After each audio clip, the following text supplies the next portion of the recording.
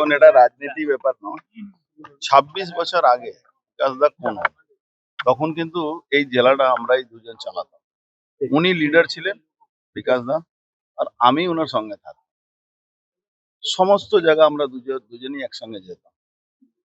কিন্তু খুব কায়দা করে দলের কিছু লোক সিপিএম সঙ্গে হাত মিলিয়ে এই ঘটনাটা ঘটিয়েছিল।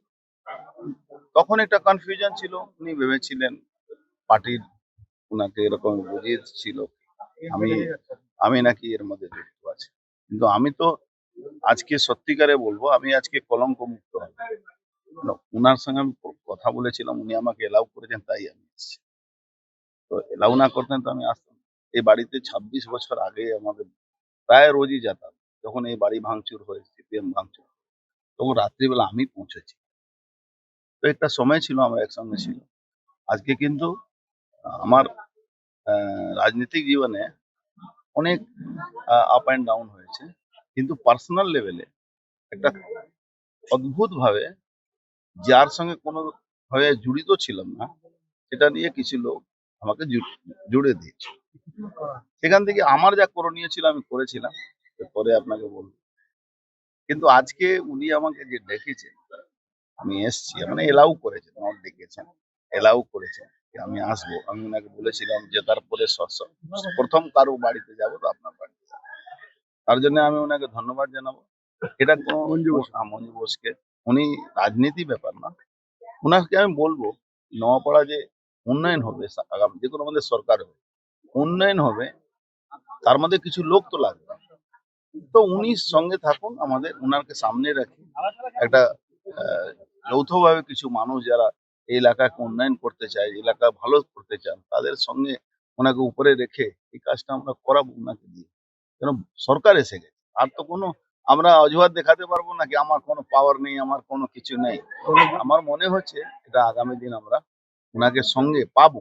সিবিআই তদন্তের দাবি করেছিল। দেখুন, উনি আজ এখন তো আমাদের সরকার এসে গেছে, উনি ১ মিনিট বললে পরের মিনিটে সিবিআই তদন্ত জেনে সুপারিশ করাতে পারে। ওনার সঙ্গে পরে কথা হবে, আজকে সব কথা তো হবে না। কত বছর পরে এলেন?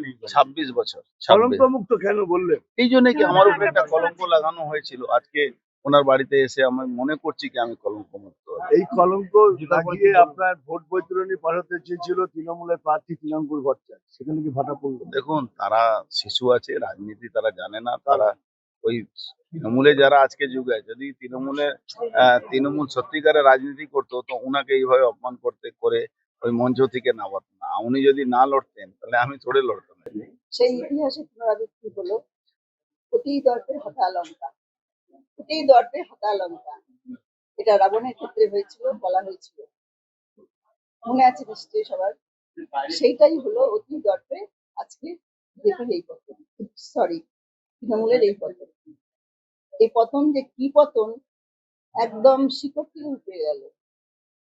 এবং তার চেয়েও আরো একটা কারণ হয়েছে আমার প্রতি যে অপমান, দুর্ব্যবহার, কুকুর ছাগলের মতো যে ব্যবহার, স্বয়ং নেত্রী যিনি করার মালিক যে দলের, সেইটা করার প্রতিবাদে নিঃশব্দে মানুষ আজকে করার মানুষ ঘুরে দাঁড়িয়েছে, এটা প্রতিবাদ জানিয়েছে। এটা কি বলতে যাচ্ছেন মমতা বন্দ্যোপাধ্যায় যে অতি দর্প, সেটা কি? হ্যাঁ, চূর্ণ কি চূর্ণ হলো? চূর্ণ হলো দর্প। আজকে সবই রাজ্য ব্যাপার চলে গেল, নিজে পর্যন্ত ছেড়ে গেলেন। বিরোধী দলেও বসতে পারলেন না, নেত্রী হতে পারলেন না। কে আবার কে বলছে যে করেছে? আচ্ছা, তো মমতা ব্যানার্জি আর কে? আমি আর নামটা উচ্চারণ করতে আমার ভালো লাগে না, ইচ্ছা করে না। কবে যোগদান করছে? এটা মুখ্যমন্ত্রীর কথা হয়েছিল নাকি তোমার সঙ্গে? আসতে রাজনীতি আমি আর করবো না। যেসব মানুষের সঙ্গে এতদিন ধরে ২৫টা বছর ধরে চলেছে, তাদের সঙ্গে একটা অটোমেটিক ভালোবাসার সম্পর্ক গড়ে উঠেছে। কারো আমি কাকিমা, কারো বৌদি, কারো ম্যাডাম, কারো জেঠিমা, তারা যে নিয়ে আসবে, এখনো প্রচুর ছেলে মেয়েরা রয়েছে এবং আরো সবাই আসেনি, আরো আসবে। তারা যদি সেই সম্পর্ক রেখে রাজনীতির বাইরে আমি তাদের সঙ্গে থাকবো। উন্নয়নের কথা, এলাকার উন্নয়নের কথা কি আলোচনা করবেন? বিধায়ক তো আপনাকে বললেন যে হ্যাঁ, এখনই সঙ্গে সঙ্গে আলোচনা এখন অনেক বেরিয়ে আছে, এখন সবে তো বেরিয়ে এলো। অনেক নিশ্চয়ই আলোচনা করবেন।